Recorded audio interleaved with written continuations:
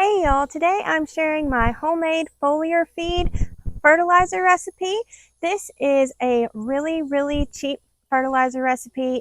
You do not have to have any special plants. I make other homemade fertilizer and you have to have certain plants, and it is super cheap, really budget friendly.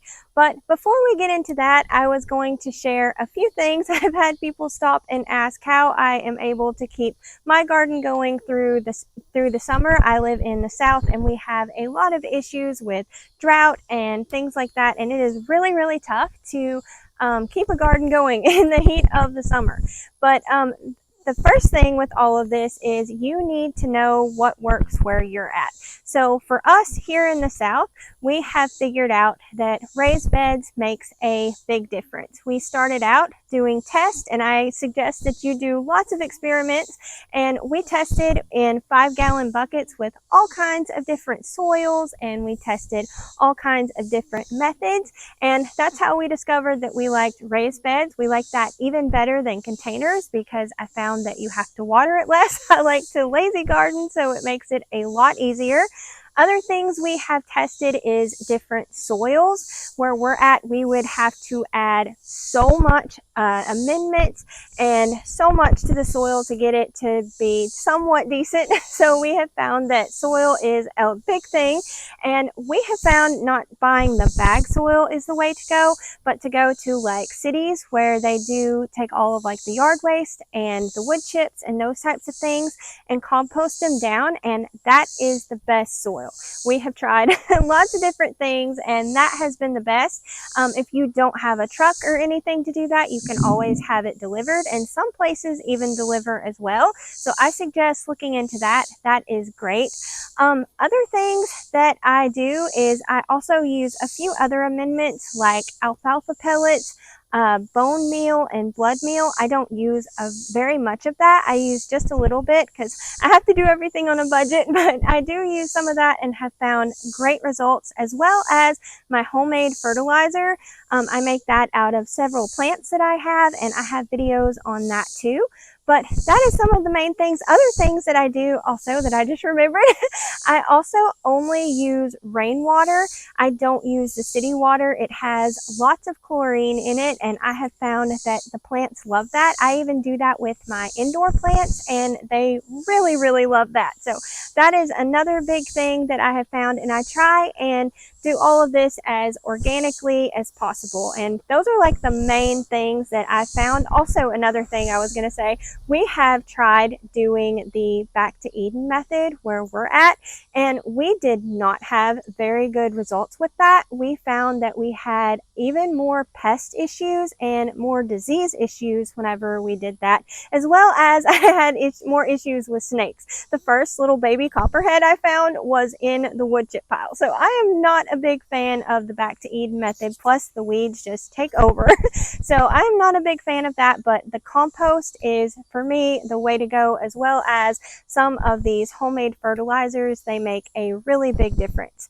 So the one that I'm going to share today is magnesium fertilizer, and to make this, all you need is Epsom salt. You don't need an awful lot. So I buy mine in a big bulk bag. That way I'm all good for the summertime. So you also need a sprayer. If you have a small garden, you could probably get away with just a small little sprayer, but I use the big pump sprayer because I have a big garden. And this works great for all kinds of different plants, like vegetables, fruits, whatever. You can use either a tablespoon, and what I do is I do 12 tablespoons per gallon, but I'm going to be a little bit faster here and do a 1/4 cup. You need 3/4 of a cup. So we'll do 3 of these into the pump sprayer here.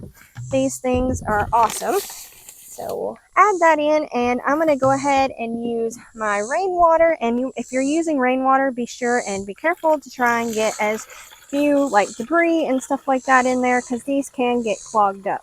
So we're going to add that in, hopefully to the max line here.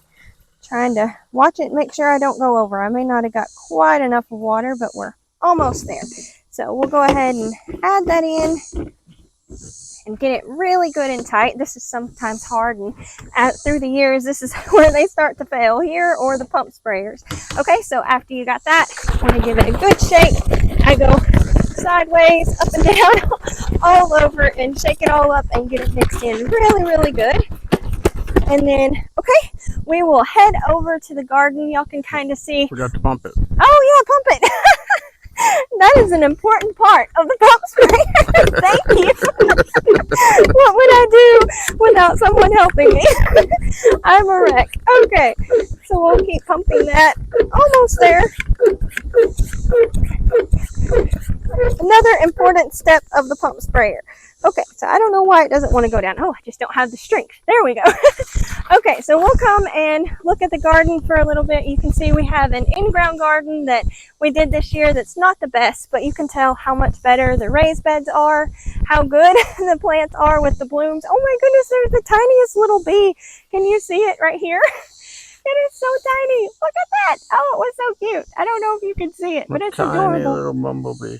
It is adorable. Oh my goodness. Little bitty baby bumblebee. Usually they're about 10 times that size. Yeah, that's awesome. Okay, we totally had a squirrel moment there, but it was just so cute. Back to the fertilizer. I couldn't help it. Okay, so I have found that lots and lots of plants love this. Vegetables, fruits, all those types of things. I originally learned about this with the peppers, so we're going to go ahead and add this on.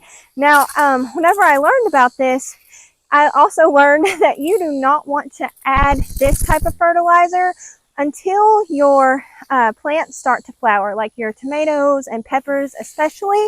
For some reason, it kind of stunts them almost. So once they start flowering, this is amazing, and they are super, super productive. It is really, really crazy how much this improves and enhances your plants.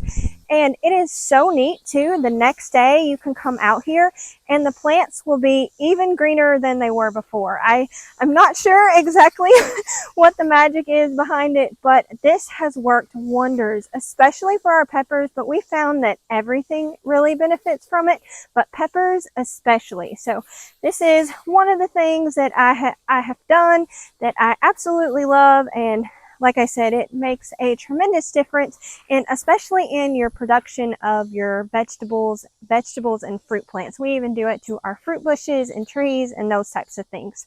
So thank y'all all so much for watching. I hope that y'all found this helpful and that this does wonders for your garden just like it has mine. So don't forget to like, comment, and subscribe. Y'all take care, and we'll see you next time. Bye.